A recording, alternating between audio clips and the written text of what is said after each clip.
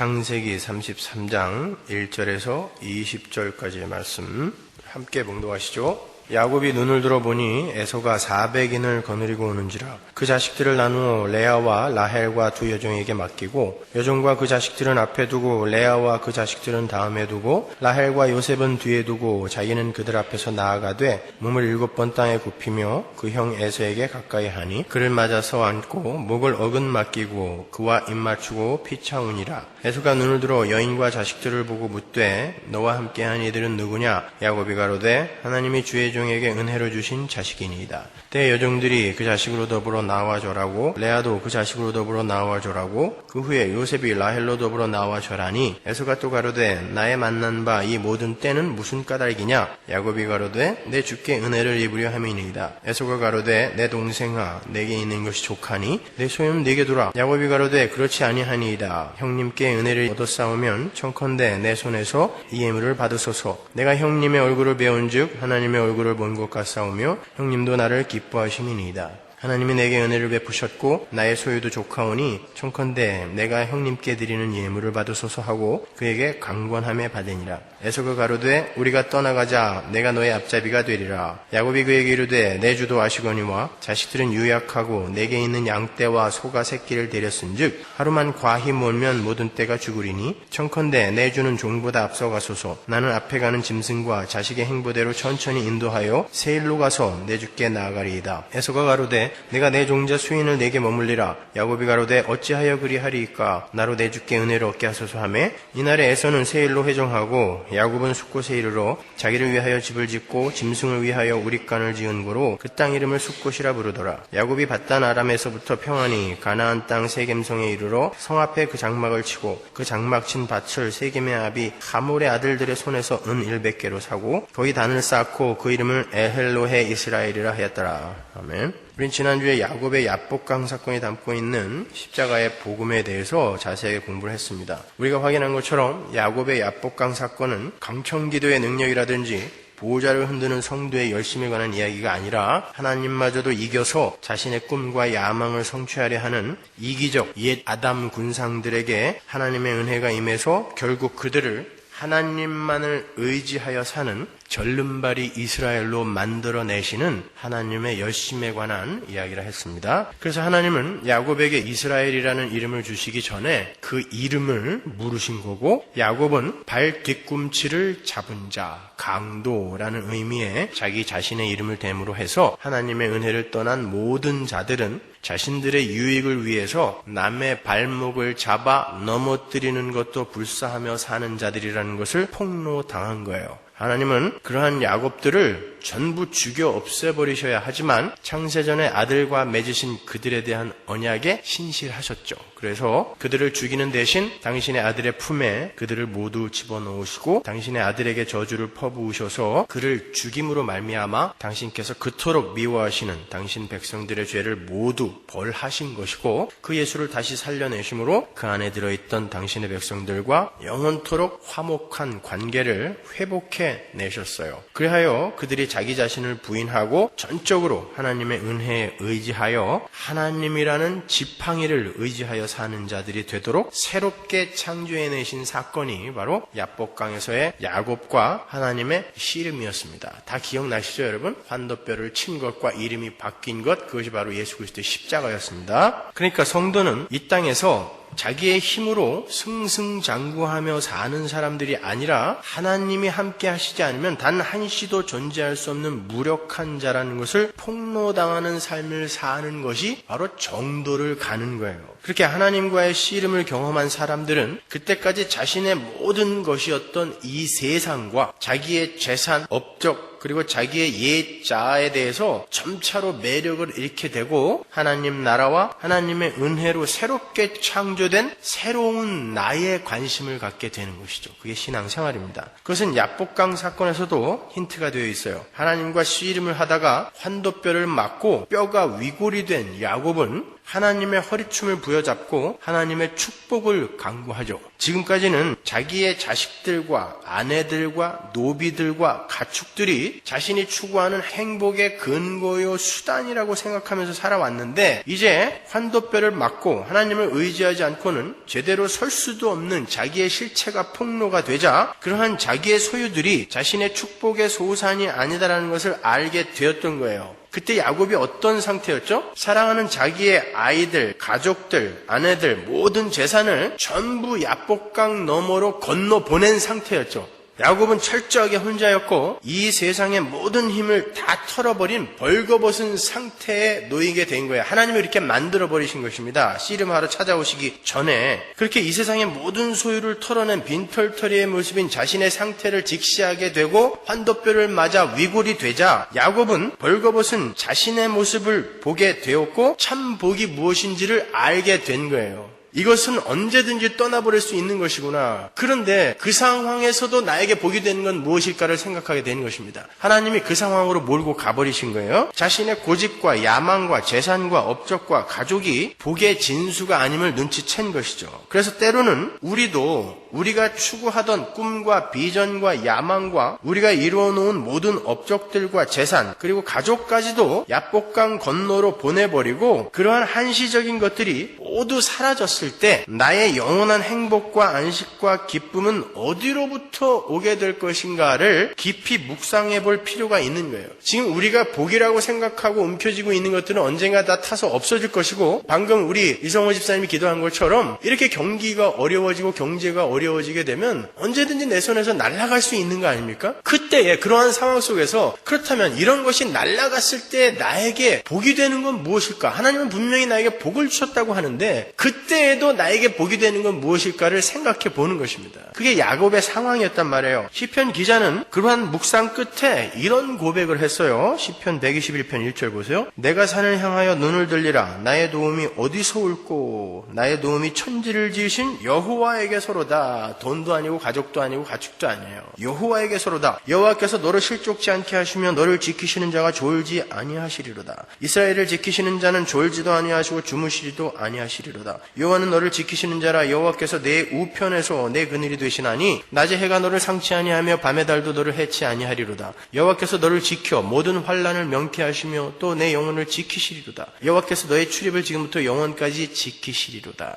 우리의 행복이 어디서 와요? 여호와에게서. 이 지긋지긋한 공허와 허무에서 벗어나서 참 만족과 행복에 이르도록 도와주는 힘이 어디서 와요? 오직 한 길 하나님에게서만 온다라는 거예요. 이 세상 그 어떤 것으로도 우리의 행복과 만족은 채워지지 않아요. 그렇게 우리의 복은 하나님 자신이에요. 그분과 함께 거하며 그분만 의지하며 그분께 순종하고 그분의 도움으로 사는 것이 유일하며 참된 복인 거예요. 그분이 절대 강자거든요. 근데 그분이 나와 함께 거하시면서 나를 인도해 주시는 거, 나는 그분께 순종하는 거, 그게 복이에요. 그 상태로 만들어져 가는 게 복이에요. 지금 시편 기자가 이야기하는 것처럼 졸지도 않으시고 주무시지도 않으시는 여호와 하나님이 영원까지 나를 지키시고 보호하시는 그것이 바로 우리의 든든함이며 우리의 참된 복인 것입니다. 지금까지는 내가 내 힘으로 내 꾀로 이리저리 도망다니면서 사는 것이 강함이며 복인 줄 알았는데 이제는 절름발이가 되어서 스스로의 힘으로는 도망가지도 못하고 오직 하나님이라는 지팡이만 의지하여 사는 것, 그것이 진짜 복인 거예요.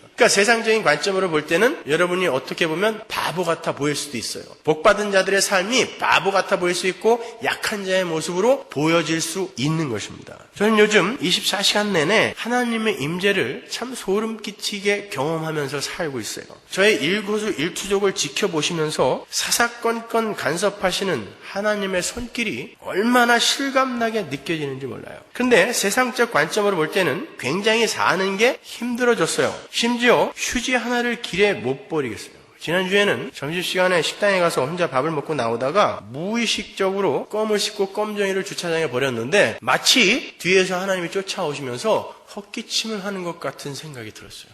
너 지금 어디다가 그거 버렸니? 이렇게. 그래갖고 깜짝 놀라서 다시 돌아가서 그걸 집어서 휴지통에 넣고 차를 타면서 생각했어요. 이게 자유로구나. 여러분, 그것은 하나님이 정말 쪼잔하게 쫓아다니면서 별일 다 간섭하신다 이렇게 생각할 수도 있는 것이지만, 하나님이 이제는 나의 작은 흠까지도 못 보시겠다라는 것이구나 라는 데까지 우리의 생각이 미치게 되면 그것은 복인 것입니다.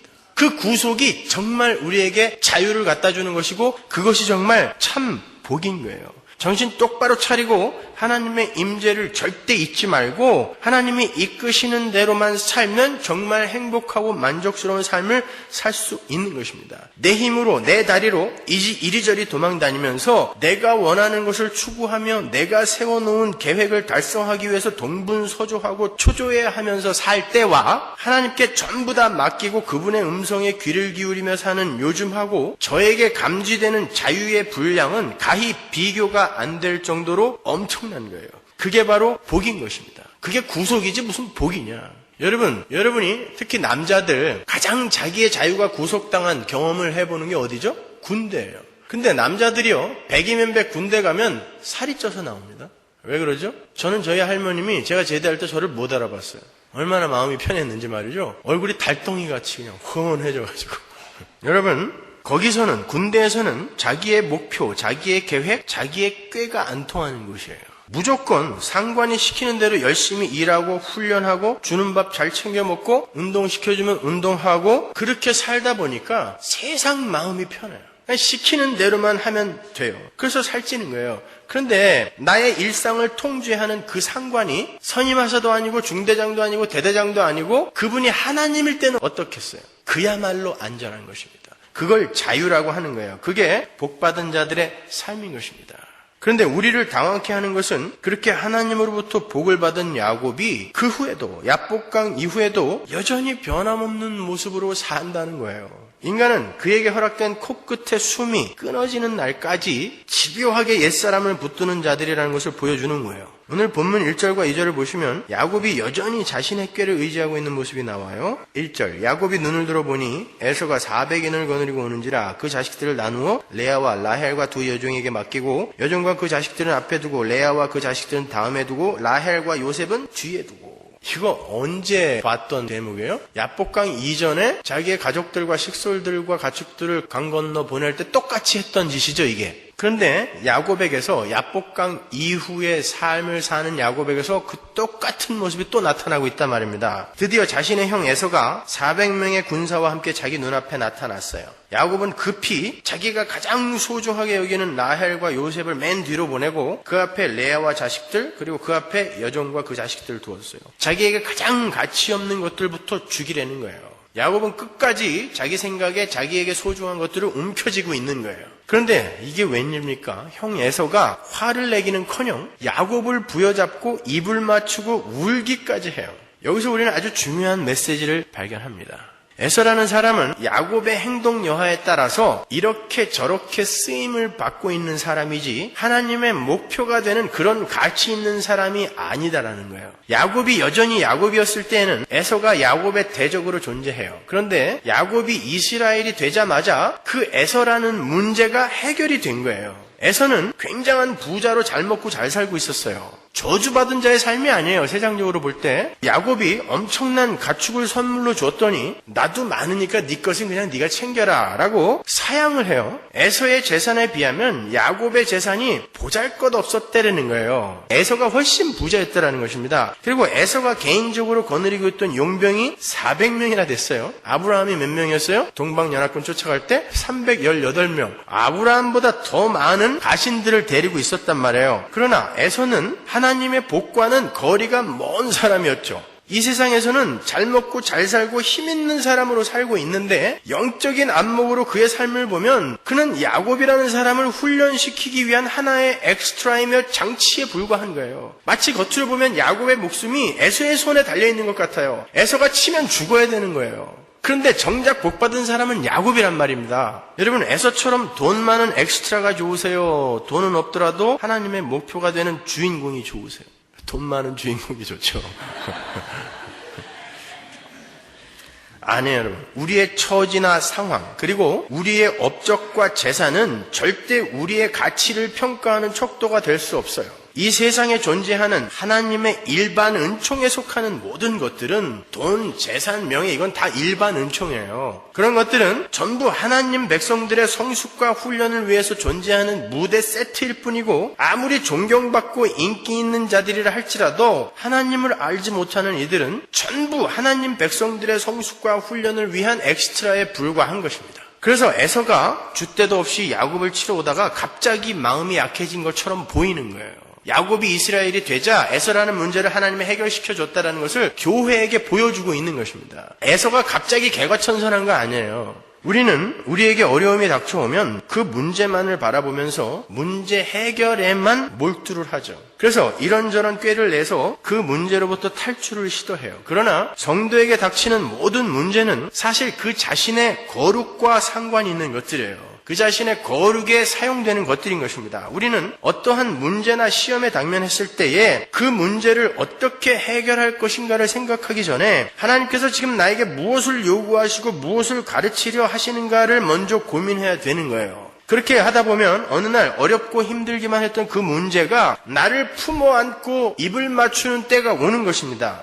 우리에게는 여전한 아담적 속성이 남아있어요. 그래서 늘 문제의 원인을 외부에서 찾아요. 아담과 하와가 하나님 앞에서 범죄를 한 후에 서로에게 책임 전가를 한 거 기억나시죠? 아담은 하나님과 하와에게 책임 전가를 했고 하나님이 만들어서 준 여자가 나를 꼬셨단 말이에요 라고 하나님에게 책임 전가를 해버려요. 저 여자가 나에게 줬어요 라고 여자에게 책임 전가를 해요. 하와는 뱀이 날 꼬셨어요 라고 책임 전가를 해요. 그게 죄인들의 속성입니다. 특징인 거예요. 왜 하나님처럼 이 세상의 왕이 되어 살아야 하는 내가 그러한 실수의 당사자가 된다는 걸 내가 용납을 못하는 거예요. 그러니까 뭐든지 남에게 전가시켜버리는 거예요. 내가 한 거예요가 아니에요. 아무리 작은 것도 남이 한 걸로 다 돌려버리는 것입니다. 그게 죄인들의 속성인 거예요.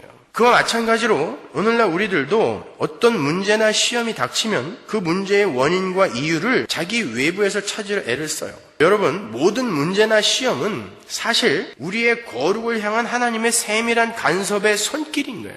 문제의 근본 원인과 이유는 사실 나 자신에게 있는 거란 말입니다. 잘 이해를 하셔야 돼요. 제가 지금 우리에게 닥친 모든 문제나 시험이 전부 우리의 죄 때문에 생겨난 것이다를 이야기하는 게 아닙니다. 우리의 모든 문제는 바로 우리 자신을 겨냥하고 있다는 것을 말씀드리는 거예요. 우리는 그러한 문제나 시험이 닥쳤을 때 하나님 백성으로서의 성숙과 완성을 향한 도약의 계기로 삼아야 되는 거예요. 왼수 같은 남편, 도저히 바뀔 것 같지 않은 아내, 확 포기해버리고 싶은 자식, 말썽만 일으키는 아주 쫓아내버리고 싶은 교인, 그들에게서 신락 같은 작은 희망도 보이지 않아서 절망에 빠져 계신 분들 계시지 않으세요?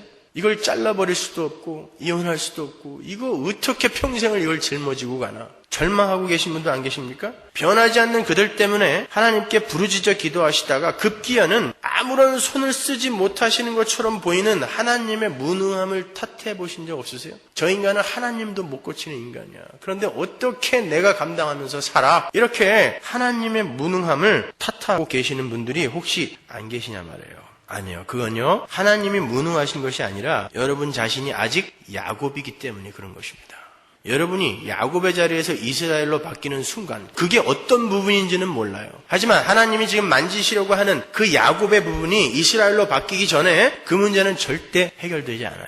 에서는 끝까지 대적 에서로 존재하는 것입니다. 그러나 여러분 자신에게서 그 문제가 해결이 되었을 때 그 에서는 여러분을 부둥켜 안고 입을 맞추게 되는 거예요. 우리 자신이 그렇게 야복강가의 씨름을 통과하고 우리 자신의 실체를 올바르게 자각하게 되고 우리 자신이 하나님의 은혜를 떠나서는 올바로 설 수도 없는 그런 불가능한 자라는 것을 깨달아 알면 알수록 우리의 대적 에서들은 그들의 역할을 끝내고 우리를 부둥켜 안게 되는 거예요. 그렇게 에서는 야곱의 성숙에 쓰여진 도구에 불과했던 거예요. 그 이야기를 잠언 기자가 이렇게 표현을 합니다. 잠언 16장 7절. 사람의 행위가 여호와를 기쁘게 하면 그 사람의 원수라도 그로 더불어 화목하게 하시느니라. 정확하죠. 하나님은 당신 백성의 하나님 나라 백성다운 삶에 관심이 있으신 분이에요. 그것을 위해 원수까지도 문제까지도 시험까지도 도구로 쓰시는 거예요. 뿐만 아닙니다. 성도들은 한 발 더 나아가서 자기의 문제가 아닌 다른 이들의 문제까지도 자신의 성숙과 완성의 도구로 쓰게 되는 사람들인 거예요. 열왕기상 8장 37절로 가볼게요. 표준 세번역으로 읽어드리겠습니다. 이 땅에서 기근이 들거나 역병이 돌거나 곡식이 시들거나 깐부기가 나거나 메뚜기 때나 누리 때가 곡식을 갉아먹거나 적들이 이 땅으로 쳐들어와서 성읍들 가운데 어느 나라를 에워싸거나 온갖 재앙이 내리거나 온갖 전염병이 번질 때에 주의 백성 이스라엘 가운데 어느 한 사람이나 혹은 주의 백성 전체가 재앙이 닥쳤다는 것을 마음에 깨닫고 이 성전을 바라보며 두 팔을 펴고 간절히 기도하거든 주께서는 주께서 계시는 그 하늘에서 들으시고 판단하셔서 그들을 용서해 주십시오. 주께서는 각 사람의 마음을 아시니 주께서 각 사람에게 그 행위대로 갚아주십시오. 주님만이 모든 사람의 마음을 아십니다. 온갖 재앙이 내리거나 온갖 전염병이 번질 때, 전쟁이 일어났을 때 누군가가 그 재앙을 깨닫고 기도하거든 용서해 달라 그래요. 그러니까 우리에게 닥치는 재앙이나 온역 등은 누군가의 간절한 회개와 참회로 걷어질 수 있다는 말인데, 다른 말로 하나님이 목표하고 계신 누군가의 회개와 참회를 위해 어떤 다수의 무리에게 재앙이 내리는 수도 있다라는 뜻인 것입니다. 이건 아주 중요한 거예요. 여러분, 우리 서문화교회가 모두 함께 고민하는 게 오늘날 예배당 안에 편만하게 퍼진 복음의 왜곡과 변질이고 또 세상의 힘을 유일한 목표로 삼아서 그것만을 추구하는 교회의 타락에 관한 거죠. 그래서 우리는 그들을 향해 손가락질을 하기도 하고 대놓고 비난하기도 하고 욕지거리를 하기도 합니다. 그런데 성경은 네가 회개하고 네가 참회하고 네가 기도해라 라고 그러는 거예요. 최근에 이스라엘이 가자지구를 폭격해서 수천 명의 희생자가 발생했어요. 이스라엘이. 그때 이스라엘을 가리키면서 이 천인 공노할 놈들이라고 하지 말라는 거예요. 내가 회개하라는 거예요. 교회야 너희가 회개하라 라고 이야기하는 것입니다. 하나님의 목표인 교회가 회개하는 거예요. 내가 뭘 했다고? 근데 하나님은 나보고 회개하라 그래요. 쌍둥이 빌딩이 무너졌을 때 전 세계 교회가 이슬람 과격파들을 비난을 했어요. 성경은 문제는 그들에게 있는 게 아니라 바로 너희들에게 있는 것이니까 너희들이 회개하라 라고 하는 거예요. 다른 사람 탓할 거 없다라는 것입니다. 우리가 회개하고 우리가 참회하고 우리가 기도하면 하나님께서 그들을 바꾸신다라는 거예요. 이 나쁜 놈들아 너희들은 왜 그 모양이야 라고 하지 말고 내가 그것은 내 책임입니다 라고 그걸 내 어깨에 짊어지고 기도하고 참회하고 회개를 하면 하나님이 그들을 바꾸는 거예요. 그게 에서의 변화인 거예요. 그러니까 성도는 절대로 다른 이들을 향해 손가락질을 할 수도 없고 다른 사람들의 타락과 실수까지도 우리의 회개와 참회거리로 받아들여야 하는 사람들인 거예요. 그러므로 성도에게서 교만이라는 것이 나온다는 것은 정말 어불성설인 거예요. 상대방의 약함은 바로 내 책임이란 말입니다. 그게 성도의 삶인 거예요. 그런데 어떻게 교만이 있을 수 있어요? 여러분이 보는 어떤 상대방이 나보다 성경을 모르고 나보다 신앙생활에 게으르고 한다 할지라도 그들을 향해 손가락질 하지 말라는 것입니다. 그게 내 책임이라니까요. 네가 회개하라는 거예요. 거기에서 네가 보고 배우라는 거예요. 하나님은. 다른 사람 탓할 거 없다라는 것입니다. 그러니까 우리는 다른 이들의 죄와 악과 실수와 실패가 모두 나 때문이라는, 왜냐하면 그게 전부 죄 때문에 나온 거잖아요. 근데 내가 죄인의 원흉이란 말입니다. 괴수란 말입니다. 그러니까 나 때문이 맞는 거죠. 그러한 나 때문이라는 올바른 인식 속에서 그들의 죄와 실수를 자기가 뒤집어 쓰는 제사장적 삶을 살아야 하는 사람들인 거예요. 근데 그게 잘 안 되죠. 말로 해서 될 거면 굳이 예수님께서 이 땅에 내려오셔서 십자가를 지고 죽으실 필요가 있었겠습니까? 인간들은 참으로 끈질겨요. 끝까지 자아숭배교에서 허우적거리면서 하나님의 가슴을 아프게 하는 삶을 사는 게 바로 인간이에요. 그래서 이 세상이 소망 없는 거고, 그래서 우리의 옛자아는 얼른 부인되고 벗어버려야 할 것이라는 것입니다. 거기다 금태 두르는 거 아니란 말이에요. 잘 보세요. 그렇게 에서가 돌변해서 야곱에게 호의를 베풀자 야곱은 이내 야복강 이전의 삶으로 돌아가요. 또 돌아가요. 그러니까 하나님은 에서의 변화를 통해서 너희들의 목적지가 어디여야 되는지를 한번 보여주시고 또 야곱의 반복되는 실수를 통해서 너희는 어떤 존재인가를 또 폭로하시는 거예요. 큰 골칫거리가 하나 해결이 되자 이제 두려움에서 벗어나서 또다시 자기의 계획과 목표대로 자기 마음대로 살아보고 싶었던 거예요. 꼭 우리의 모습 같죠. 그죠? 어떤 문제가 닥쳤을 때는 하나님이 시키는 건 뭐든지 다 할 테니까 이 문제만 해결해 주세요. 그러다가 그 문제가 막상 해결이 되면 언제 그랬냐는 듯이 똑같이 예전으로 돌아가 버리는 게 우리 죄인들의 속성입니다. 오늘 본문을 보시면 에서가 동생에게 자기 집이 있는 세일로 가자 그래요. 동생과 동생의 식구들 내가 먹여 살리겠다라는 거예요. 에서가 훨씬 남자답고 착하죠? 의리 있고 사나이답습니다. 야곱은 야비하고 교활해요. 근데 그게 우리예요. 그럼에도 하나님의 복은 야곱만 쫓아다녀요. 창세기 33장 12절 보세요. 에서가 가로되 우리가 떠나가자. 내가 너의 앞잡이가 되리라. 앞장서서 인도하겠다는 거예요. 야곱이 그에게 이르되 내 주도 하시거니와 자식들은 유약하고 내게 있는 양떼와 소가 새끼를 데렸은즉 하루만 과히 물면 모든 떼가 죽으리니. 지금 엄살 부리는 거예요. 핑계대는 것입니다. 라반을 피해서 도망갈 때는 정말 초인적인 힘을 발휘하여 3일 내내 달렸으면서 지금 엄살을 부리고 있어요. 청컨대 내 주는 종보다 앞서가소서. 나는 앞에 가는 짐승과 자식의 행보대로 천천히 인도하여 세일로 가서 내 주께 나가리이다. 형이 있는 세일산으로 분명히 가겠습니다. 그랬어요. 그 전에는 뭐라 그랬어요? 야, 형님을 보니까 마치 하나님을 뵙는 것 같아요. 그랬어요. 그거 다 진짜인 줄 알았어요. 그런데 그 뒤에 야곱의 삶을 보면 참으로 교활한 인간이라는 게 금방 드러나요. 창세기 33장 16절 보세요. 이날에 에서는 세일로 회정하고 돌아갔고 야곱은 숫곳에 이르러 자기를 위하여 집을 짓고 짐승을 위하여 우릿간을 지은 거로 그 땅 이름을 숫곳이라 부르더라. 야곱은 형이 세일로 회정을 하자 금방 따라갈게요 그래놓고 숫곳으로 도망가요. 잠깐 들린 게 아니에요. 17절을 보면 그곳에다가 집을 짓고 짐승의 우리를 지었다 그래요. 장막을 친 게 아니라 집을 지었단 말입니다. 애초에 형에게 갈 생각이 없었던 거예요.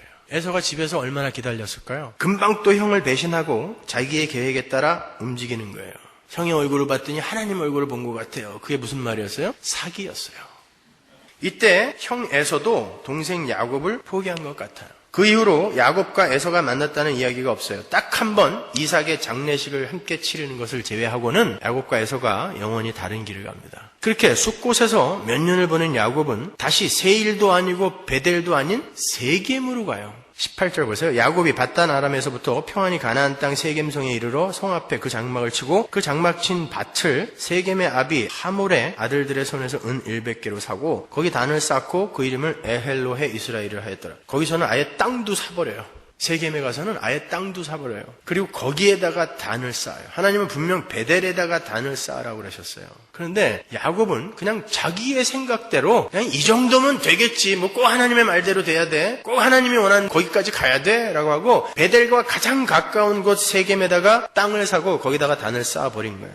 창세기 31장 13절 보세요. 나는 베델 하나님이라 내가 거기서 기둥에 기름을 붓고 거기서 내게 소원하였으니 지금 일어나 이곳을 떠나서 그리로 가라. 근데 자기 마음대로 세겜에다가 단을 쌓고 거기에서 제사를 지낸 거예요. 이름도 그럴듯하게 짓습니다. 엘헬로헤 이스라엘. 하나님은 이스라엘의 하나님이다. 그러니까 내 하나님이라는 거예요. 그때는 민족으로서 이스라엘이 없었으니까 하나님은 내 하나님. 야곱에서 이스라엘로 이름이 바뀐 야곱, 나의 하나님이다 라는 거예요. 지금 야곱은 하나님의 뜻을 쫓아서 자신을 부인하는 게 아니라 자신의 뜻을 세우고 하나님을 부인하고 있어요. 하나님을 조력자로 붙들고 있는 거예요. 그의 명령을 부인하고 있잖아요. 하나님은 보다 못해서 야곱을 베델로 밀어 올리세요. 거기에 매개가 된 사건이 뭡니까? 야곱의 사랑하는 딸 디나가 강간을 당하는 거예요. 그리고 그 자식들, 아들들이 살인자가 되는 것입니다. 내가 명령한 곳으로 빨리 올라가라는 거예요.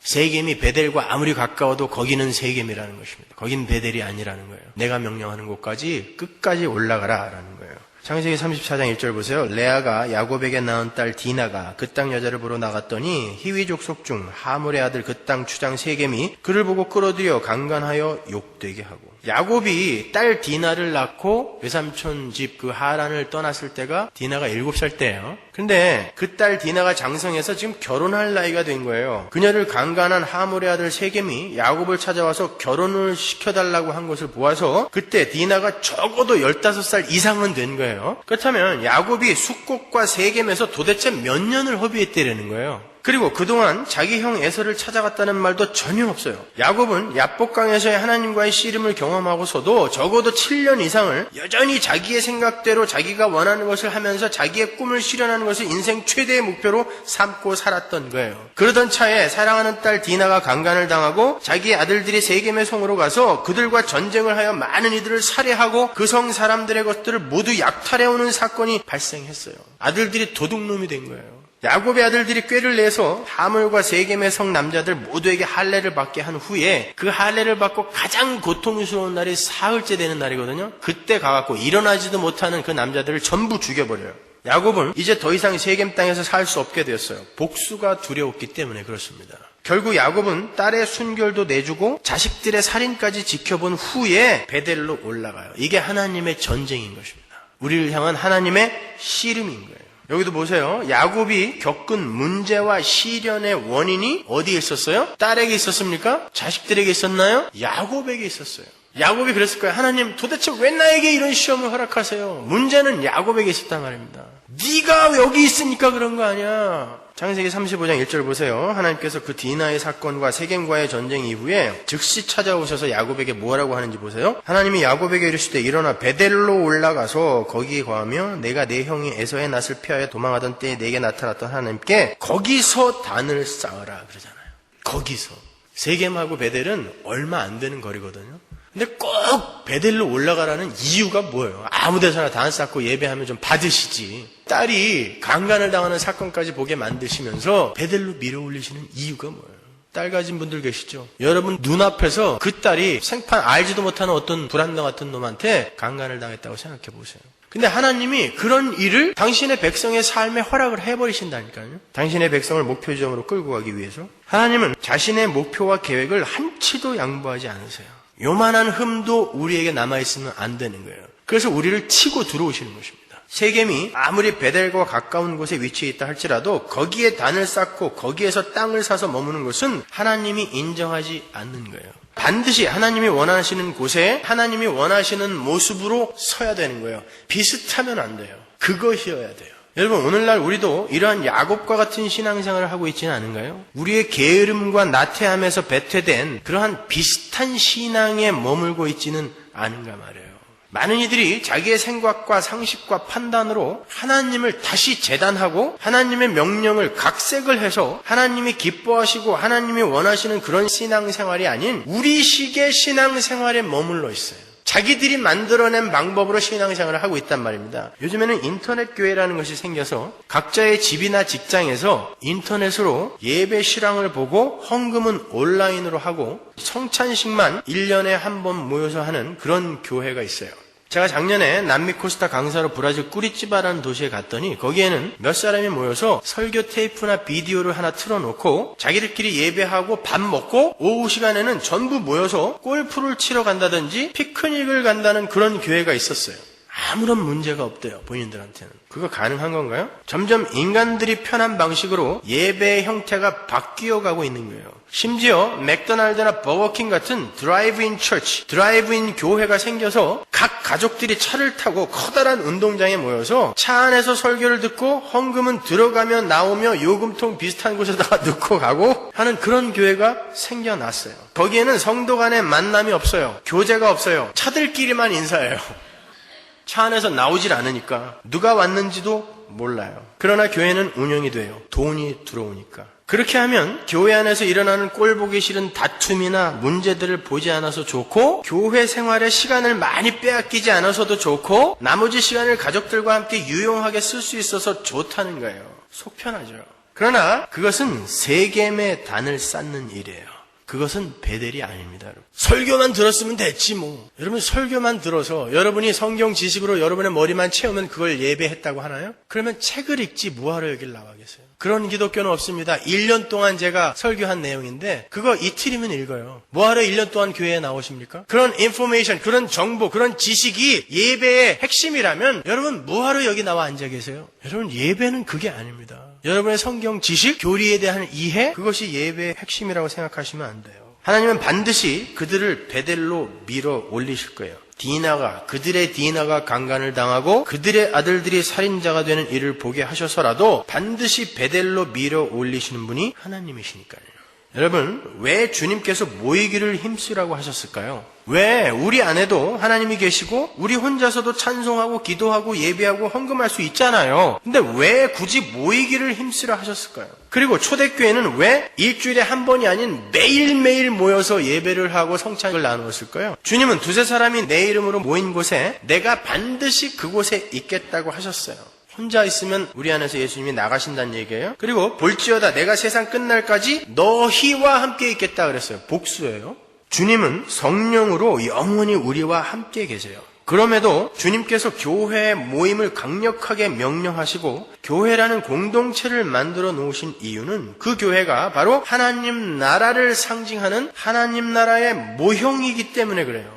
그리고 그 하나님 나라에 임재하셔서 그 자녀들에게 복을 주시는 그 왕이신 하나님의 사랑과 은혜가 풍성히 흘러 넘치는 것을, 그 하나님 나라의 실체를 그 어느 때보다 절절히 체험할 수 있는 게 바로 교회의 공예배, 교회의 모임인 거예요. 그래서 교회의 예배에는 알 수 없는 힘이 있어요. 아내에게 끌려 나온 남편이 예배당 뒷자리에 앉아서 아내를 기다리다가 알 수 없는 그 예배의 힘에 압도되어서 하나님 앞에 무릎을 꿇은 그런 간증을 저는 많이 들었어요. 불가지론자가 야, 무엇으로 하나님을 믿어? 신은 없어. 내 주먹을 믿어. 그랬다가 성도들이 모여서 예배하는 그 예배 장소에 잠깐 들렸다가 그 모습에 말씀이고 찬양이고 기도고 한 번도 참여해 본 적이 없는데 그냥 그 예배의 힘에 압도되어 하나님께 무릎을 꿇었던 그런 일들이 왕왕 있었단 말입니다.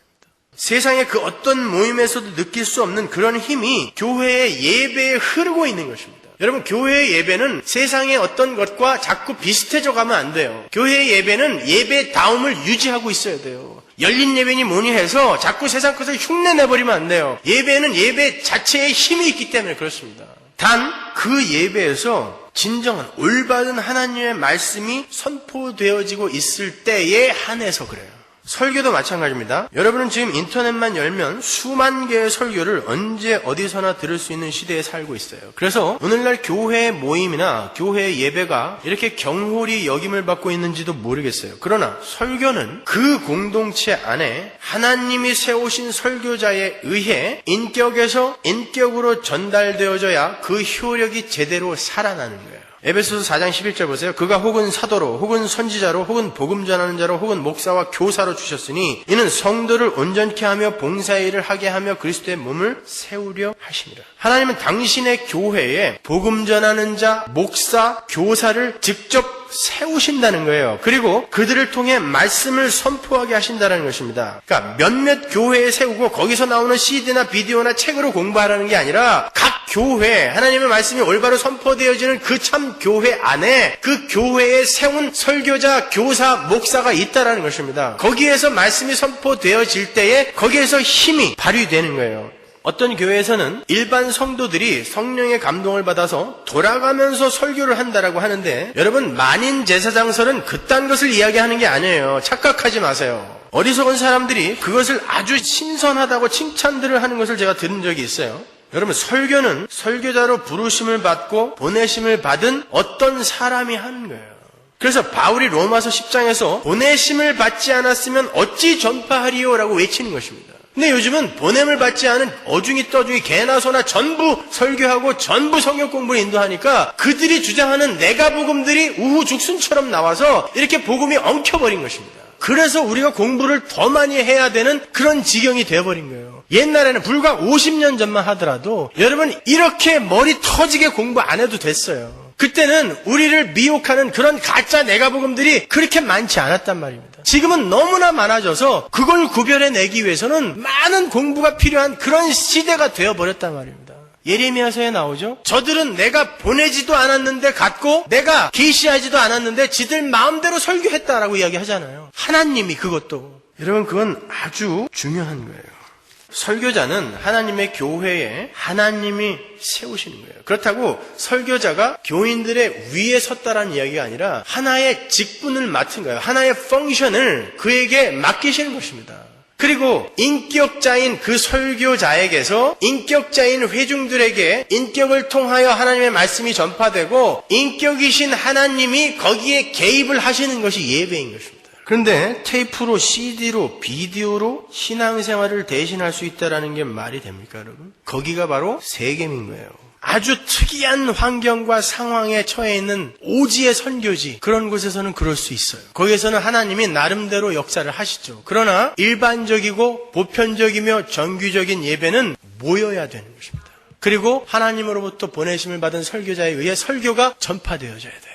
자, 증거를 하나 내드리죠. 때로는 여러분이 예배 시간에 큰 감동을 받았던 설교를 나중에 또 한 번 듣고 싶어서 CD로 들었을 때 내가 그때 이 설교를 듣고 그렇게 큰 감동을 받았었나 하는 적이 왕왕 있으시죠. 그때 당시에 예배 시간에 나에게 왔던 그 하나님의 말씀은 너무 엄청난 거였어요. 너무 감동적이었는데 나중에 설교 CD로 들어보니까 뭐야 다 아는 얘기였는데 내가 뭐 이 얘기를 듣고 그때 이렇게 눈물 콧물을 다 흘렸을까? 그런 적 없으세요? 분명 똑같은 설교인데 교회 안에 거하시는 하나님의 간섭과 개입과 임재 속에서 받았던 말씀과 혼자서 테이프로 CD로 듣는 말씀이 크게 차이가 나는 것입니다. 내가 편하자고 자꾸 그렇게 그러다 보면 그렇게 자꾸 내가 편한 대로 예배를 하다 보면 나중에는 하나님마저도 밀어낸다고요. 그분이 나를 얼마나 달달 볶으시는 줄 아세요? 제가 말씀드렸죠. 휴지를 하나 버렸는데 하나님이 쫓아오면서 너 어디다가 휴지 버려? 쫓아오는 게 하나님인데 그 하나님 간섭 싫으니까 나 인터넷으로 예배할 테니까 간섭하지 마. 설교 들으면 될 거 아니야. 왜 쫓아다니면서 간섭이야? 그렇게 된단 말입니다. 나중에는. 아니에요. 그렇게 내가 편한 대로 신앙생활을 하는 게 우리 신앙생활의 핵심이 아니라 내가 불편하게 하나님이 자꾸 나를 쫓아오셔서 간섭하시는데 내가 그 앞에 항복하는 게 신앙생활이란 말입니다. 유명한 일화가 있죠. 전 세계 영적 대각성 운동의 중심에 서 있었던 찰스 스펄전 목사님이 자신의 설교를 책으로 내겠다고 찾아온 사람에게 이렇게 얘기했어요. 예배당에서 선포되어진 설교로 나타난 그러한 부흥의 결과를 그분이 한 번 설교하면 막 3,000명씩 왔다 그러잖아요. 그런 부흥의 결과를 책으로도 얻을 수 있다는 기대는 하지 마시오. 예배당에서 선포되어지는 설교에는 천둥과 지진과 햇빛과 무지개와 바람이 들어있지만 그것이 활자로 옮겨지고 나면 천둥과 지진과 햇빛과 무지개와 바람은 박제가 되어버리는 것이요 라고 이야기했어요. 저한테도 스펄전 목사님의 설교 전집이 있어요. 자주 읽거든요. 근데 이 설교를 갖고 영적 대각성 운동이 일어났단 말인가? 저는 자주 의심해요. 도대체 이게 영적 대각성 운동을 일으킬 만한 설교인가? 길기만 길지 뭐 대단한 게 없어요. 제가 창세기 강해를 하면서 그분의 창세기 강해를 처음부터 끝까지 다 읽었는데 단 한 줄도 인용한 게 없어요. 그런데 그 설교를 통해 영적 대각성 운동이 일어났습니다. 성령이 그 모임에 함께 계셨기 때문에 그런 거예요. 지난주 수요일에 저희 서문화교회 CD를 들으시는 자칭 CD교인 몇 분이 방문을 하셨었어요. 그분들이 말씀하시기를 CD로 3년 이상 하루에 3편, 4편씩 서문화교회 설교를 자주 들어왔기 때문에 CD를 듣는 거나 실제 예배에 참석해서 설교를 듣는 거나 그게 그걸 거라는 생각에 왔는데 실제로 교회가 모인 자리에서 설교를 듣고 기도를 하고 찬양을 하고 예배를 하니까 그 감동이 100배였다 그랬어요. 저희 집사람하고 저한테 목사님 한두 배가 아니라 100배입니다라고 이야기를 했어요. 100배. 그래서 교회 모임은 소중한 거예요. 교회는 하나님 나라의 축소판이에요. 거기는 천군 천사의 찬양이 있고 하나님의 말씀이 있고 성도의 기도가 있고 성도의 헌신, 헌금이 있는 거예요. 그리고 예배의 마지막에 축도로 끝나죠. 그거는 지금 우리가 예배를 통해서 이 모형으로 경험한 그 야곱과 같이 하나님이라는 지팡이를 의지하지 않고는 우리가 절대 한 발짝도 움직일 수 없는 자라는 그러한 하나님 절대 의존적 존재로서의 그 자각과 그로 인한 순종의 삶, 그러한 천국의 예배가 이 세상에서도 실제화되어서 액츄얼라이즈 되어서 이어지게 되는데 거기에 필요한 게 바로 예수 그리스도의 은혜와 하나님의 사랑과 성령의 교통, 감화, 감동하심이다라는 것을 확인시켜주는 거예요. 그러니까 여기서 하늘나라의 삶을 예배로 모형으로 경험했으니까 이제 세상에 나가서 이 순종의 삶을, 이 가치 있는 삶을 살아내라. 무엇을 힘입어? 예수 그리스도의 은혜와 하나님의 사랑과 성령의 교통하심을 힘입어. 그게 영원히 너희와 함께 있을 거라고 했으니까 이 땅에서도 유효하다. 나가서 살 수 있어 라고 이야기하는 것입니다. 여러분, 그게 예배예요. 우리는 예배에서 바로 그걸 확인하고 그 힘을 얻어서 세상으로 나가는 것입니다. 근데 집에서 눈곱도 안 떼고 앉아가지고 클릭한 다음에 그래, 이 설교 했구나. 그럼 됐지 뭐. 여러분, 그거는 얼토당토한 이야기입니다, 여러분. 그래서 로마서는 너희의 삶을 하나님의 기뻐하시는 거룩한 산 제사, 산 예배로 드려라 라고 이야기하는 거예요. 우리의 이 예배에서 확인하고 힘을 얻어 나가서 살아있는 예배를 드려라라고 하는 거예요. 그 힘을 얻을 수 있는 곳은 여기밖에 없어요. 성도는 교회 모임에 나와서 그걸 배우고 그 삶에 필요한 힘이 자기 안에 내재하고 있음을 확인하고 돌아가는 거예요. 그런데 문제는 교회에 오면 하나님 나라의 풍요와 안식과 기쁨을 경험하기보다는 시기와 질투와 험담과 꼴보기 싫은 인간들의 눈총과 다툼만 보여요. 그럼에도 불구하고 교회를 나가서 예배를 드려야 됩니까? 라고 물으시는 분들이 있을지도 몰라요. 그래서 여러분은 적어도 그 교회에서 하나님의 말씀이 올바르게 선포되어지고 있는 한 교회의 모임에 나오셔야 되는 거예요. 그래서 나는 못 가가 아니라 그래서 나와야 되는 거예요. 여러분, 이 땅의 지역교회, 이 가시적인 교회는 보이지 않는 하늘의 교회의 모형이에요. 그림자입니다. 지역교회는 하나님 나라라는 완성 지점을 향해서 성숙되어지고 완성되어져 가야 하는 그런 역사 속에서의 필연적 과정을 반드시 겪어야 되는 거예요. 우리 성도 개개인이 구원을 받은 이후에도 야곱처럼 여전히 불가능하고 추악하고 야비한 모습을 하나님에 의해 폭로당하고 또 스스로 경험하며 완성의 지점으로 한 발 한 발 가게 되는 것처럼 교회도 그러한 과정을 필연적으로 통과해야 되는 거예요. 그래서 내가 내 안에서 발견하는 그 더러움과 추악함 같은 모습들이 여기에서 보여지는 것입니다. 교회가 왜 이 모양이야? 당신이 그렇잖아요. 교회가 왜 모양이야? 아니, 자기가 그러면서 교회가 왜 모양이냐뇨? 나도 그렇게 지어져 가고 있는데 이 교회는 어디서 하늘에서 뚝 떨어졌단 말입니까?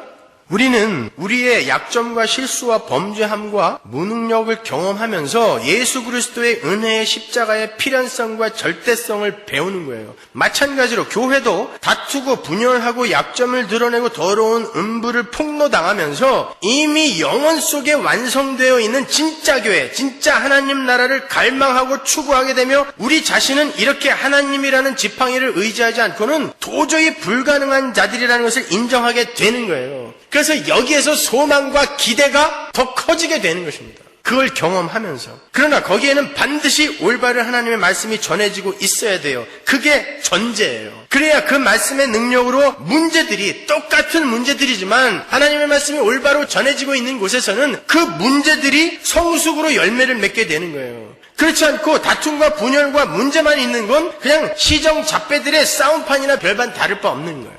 그게 다른 것입니다. 하나님의 말씀이 올바로 전해지고 있는 교회라고 해서 뭔가 다를 거라 생각하지 마세요. 오히려 더 극심한 사단의 공격이 있을 거예요. 거기에서 우리는 이건 뭐야? 하나님의 말씀이 사람을 전혀 변화시키지 못하잖아. 그리로 가면 안 되는 거예요. 우리 인간들은 여전히 이런 존재구나. 이 땅의 교회는 이렇게 한계가 있는 것이구나. 그래서 우리는 하나님 나라에서의 새몸, 하나님 나라의 진짜 그 참교회를 갈망할 수밖에 없는구나를 배우는 거예요. 그리고 또 나가는 것입니다. 한 발 한 발. 그러니까 지역교회는 우리 성도 개개인이 성도의 신앙생활 속에서 그렇게 경험하는 것처럼 실패하기 위해서 모이는 거고 실수하기 위해서 모이는 것이며 싸우기 위해 모이고 그렇게 자신의 실체를 폭로당하면서 그 가능성과 힘을 기각당하는 거고 오직 하나님의 은혜로만 완성이 된 진짜 하나님의 교회의 모습을 점차로 회복해 가는 거예요. 그래서 모이셔야 되는 거예요. 그 과정을 통과하여 이곳에 있는 진짜 야곱들이 이곳에 하나님이 보낸 에서들에게 훈련을 받고 공격을 당하면서 이스라엘로 바꿔지는 거예요. 그래서 여러분이 이스라엘로 바꿔질 때 그 에서들이 하나하나 떨어져 나가는 것입니다. 그게 교회인 거예요. 나는 그런 거 경험 안 하고 혼자서도 얼마든지 거룩해질 수 있어. 그걸 교만이라고 하는 것입니다. 그렇다면 하나님의 교회를 굳이 이 땅에 두지 않으셨을 거예요. 근데 마치 야곱이 베델에 가까운 세겜에 머물면서 그곳에 단을 쌓고 하나님 이 정도는 이해해 주시겠죠? 하고 게으름을 피우고 꾀를 부린 것처럼 우리의 생각과 상식과 우리의 꾀로 우리의 게으름과 불신앙을 합리화시키려 하는 그런 시도를 우리는 너무나 자주 너무나 많이 하고 있어요. 그러다가 여러분의 디나가 강간당하는 날이 분명히 올 것입니다. 개런티 할 거예요, 제가. 여러분이 하나님의 백성이 맞다면 분명 여러분의 디나가 강간당하는 날이 올 거예요. 여러분 11 아들이 대살육을 저지르는 참상을 보게 될 거예요. 여러분의 11 아들이 강도가 되는 모습을 분명히 보게 될 것입니다. 왜? 하나님은 반드시 여러분을 베델로 끌어올려야 되기 때문에 여러분 발로 여러분이 움직이지 않으면 하나님은 여러분의 디나를 강간해서라도 여러분을 그리로 밀어 올리시는 거예요. 그게 하나님의 싸움이에요. 잘 안 될 거예요. 힘들 겁니다. 그래도 열심히 가셔야 돼요. 그 길에서 실패하고 실수하고 넘어질 때마다 여러분의 불가능함과 무력함을 인정하시고 때마다 예수라는 지팡이를 붙드세요. 그러다 보면 어느새 우리는 하나님이 원하시는 베델의 당도에 있게 되는 거예요. 힘들겠지만 함께 가십시다. 그게 교회인 거예요. 그게 신앙 생활입니다. 기도하겠습니다.